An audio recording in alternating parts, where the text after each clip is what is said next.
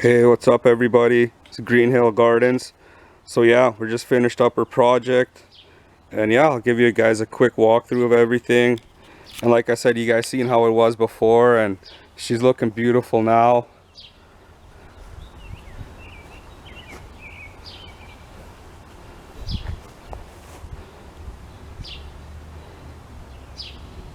So like I said, she was overgrown with grass and weeds and everything garden related. And like I said, we got rid of all the waste. And that's how we do here at Green Hill. Like I said, quality work all the time. We got about 4 bags of garbage, just waste.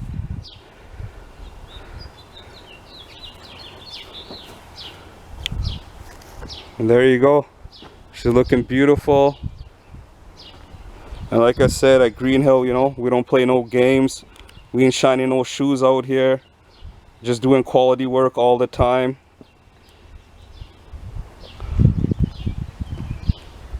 And like I said, she's ready to be planted. Whatever this client might want to put in there, from vegetables to flowers, she's ready for anything.